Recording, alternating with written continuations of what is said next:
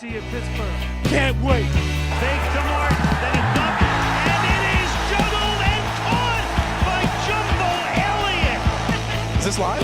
Guys, I got news for you. We're going to win the game. I guarantee. Welcome back. I got an interesting topic I want to talk about today. Maybe a little controversial opinion I have on it, and I'm going to get right into it.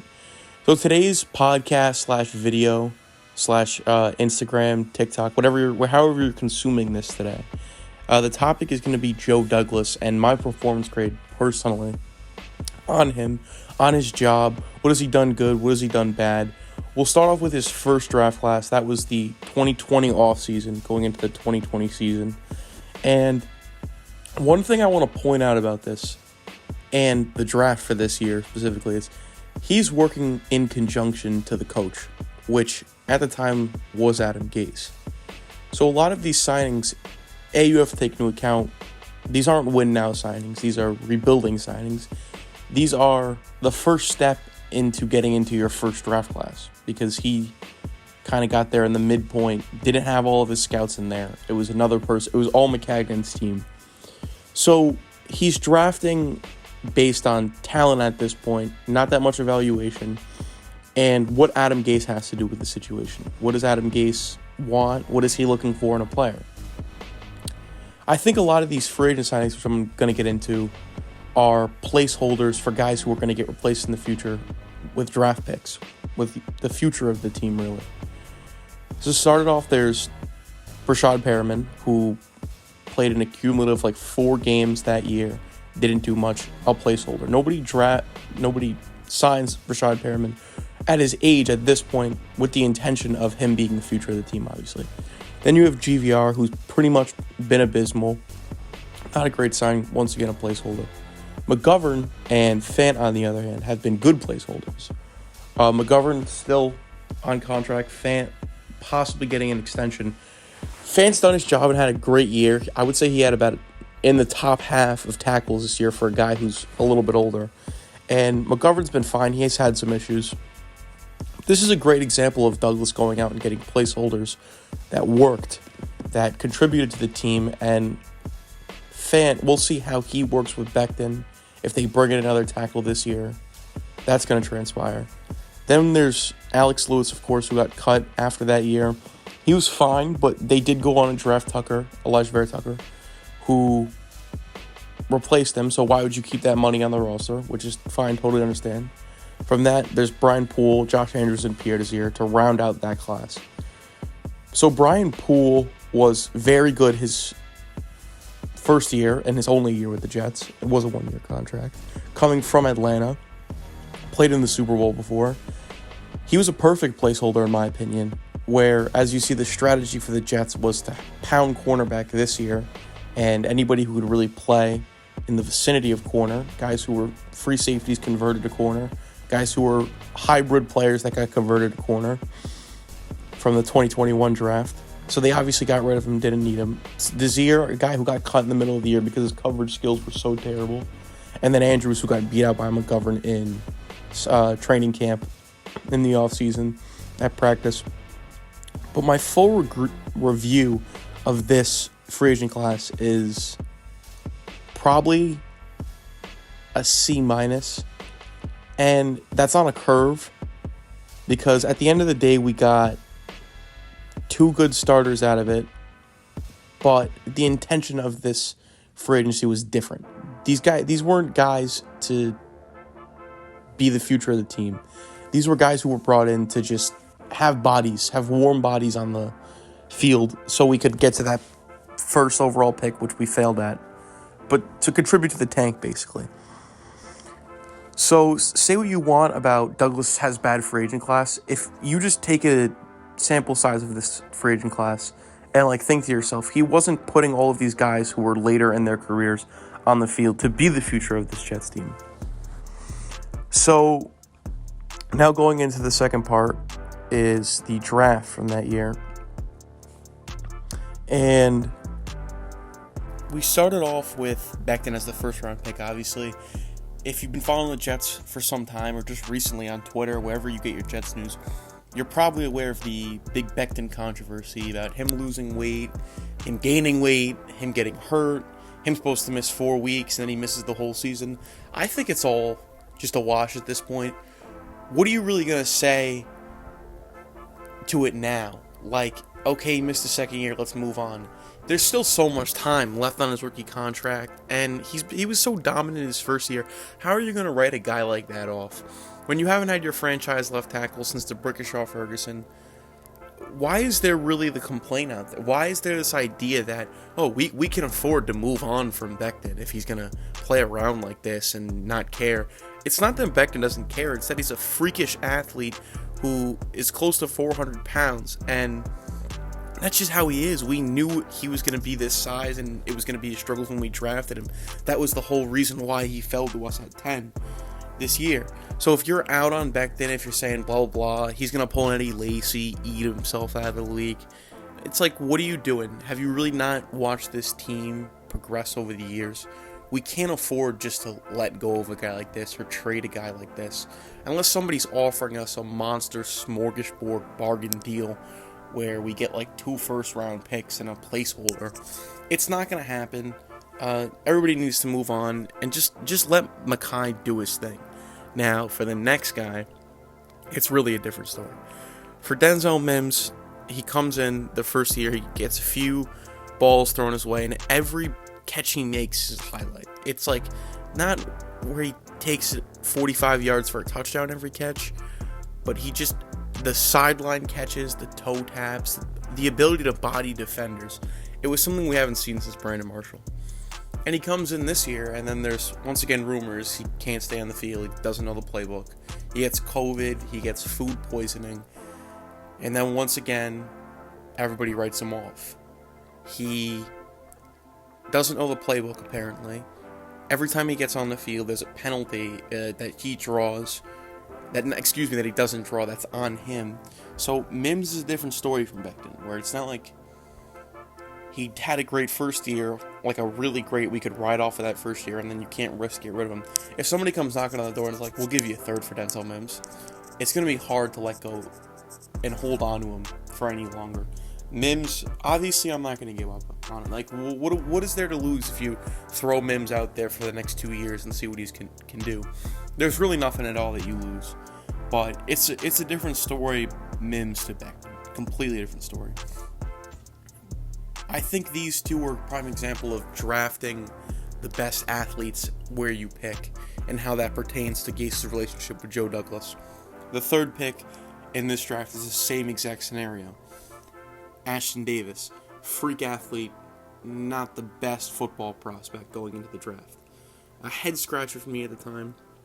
But the next one made a lot of sense, which is Jabari Zuniga, where it was kind of a value, like, oh, this guy, this Florida DN, he falls to this spot in the third round.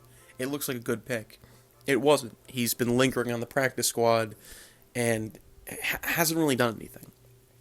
The fourth pick, a guy who's seen more field time than Mims and Zuniga, but he hasn't really done anything. Like, we thought P. Ryan might have had a chance after his first year. They used him okay with the Gase team. So it is what it is. Michael Carter's taking a spot. Maybe he has a chance to be a third down back. Who knows? At the end of the day, you got to leave it to a wash. It was probably the best available for that position at the time, and they wanted to bolster the backfield. This was kind of the first sign that Bell was gone, too. So we go to the next pick in the fourth round. James Morgan, no comment. And the third pick of round 4 was kind of a tragic story. You know, Cam Clark comes in, you think, oh, maybe we have a little project guy right here that we can work up to be a starter or a rotational guy at guard. And obviously he had health problems that left him off the field his first year, and he recently just retired. So it's one of those things where it's like, it's a freak thing to happen. Like, how are you going to control that? How are you going to blame that on Douglas, blame that on Clark? You can't. There's nobody to blame that on. This is where it gets much better. Round 5, Bryce Hall. He looks like he could be our future at the corner position. I think he's going to be a cornerback 1 for us. Some people say they need more around him. I would agree. I think you need a veteran in that room. I'll get to that in later videos and podcasts. But Bryce Hall's been incredible. He looks like the best cornerback we've had since Revis. It's just ridiculous. Maybe even, if you want to go a little bit earlier before Reeves fills it out, Mo Claiborne in his heyday for us. It was great to see Hall play this year. The Hall monitor, he's just a monster. You see the graphic that I put out there on Twitter where it's the mock of the Revis. But, it wasn't too far from a season where to put him on the map. Obviously, he's missing the interception numbers, but as we've seen this year, interceptions don't necessarily correlate to being a good cornerback, like Trayvon Diggs. He's a prime example of that. The dude gave up 1,000 yards and he had 12 interceptions. So at the end of the day, what would you rather have? A guy who gives up 4 and has 15 pass deflections, or a guy who gives up 1,000 and has 12 interceptions? I don't know, you decide. The next pick, Braden Mann, and I'll just get right to the intangibles and why I don't think Douglas's first draft was completely a wash, because he had a chance to dabble. But if you look at the free agent signings, the undrafted free agent signings, that's where everything kind of changes, right? So we got Bryce Huff and John Franklin off of the undrafted free agent block. Those guys right there, Franklin Myers is going to be a stud for us for a long time. He's proved it in the rush game, and he can even make some waves in the pass rushing game.